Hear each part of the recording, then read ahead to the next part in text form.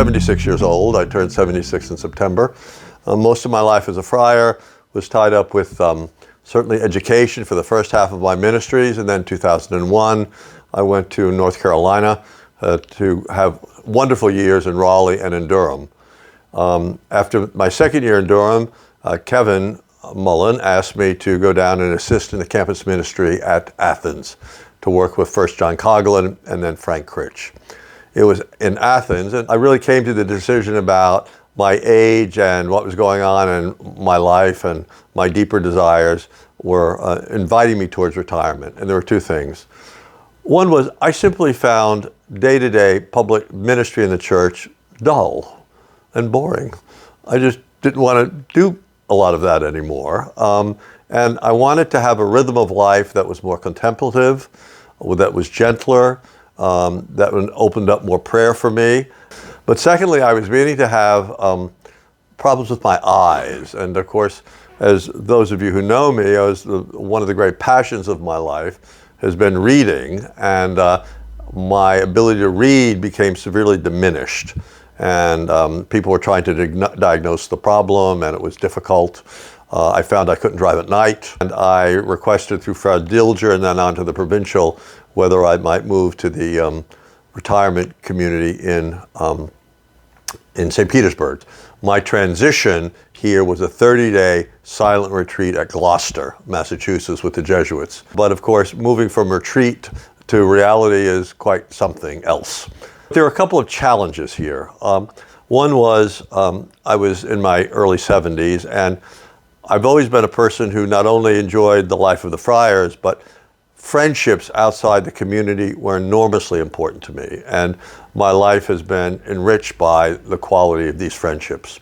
But I really felt the absence of people that shared my interests. So retirement became difficult. My eyes began to deteriorate dramatically. Then I had a major heart diagnosis where my heart doctor said, there's no medical reason for you to be still alive. And that was a sort of a shocking announcement. The doctor worked his magic, and I'm perfectly fine now. I started back training in the gym 2 weeks after the operation.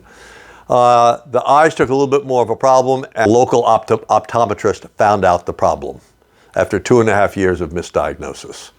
So those things opened up for me a way of being down here where I could relax and begin to enjoy life here.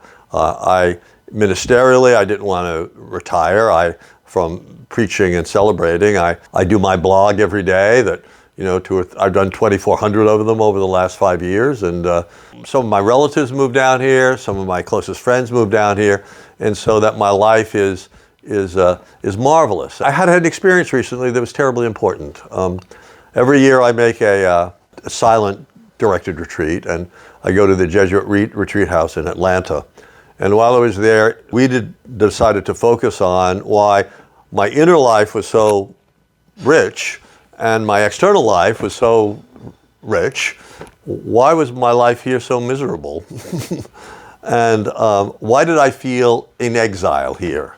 He gave me wonderful texts to meditate on. The foot washing, the first day was how do you wash the feet of your brothers? And I explored that. And then he said, the more interesting question is, how do you let them wash your feet? And then I really came to the realization that I was wearing body armor down here. Body armor. I was not allowing myself to be open, receptive, and vulnerable to other people's histories, concerns, interests.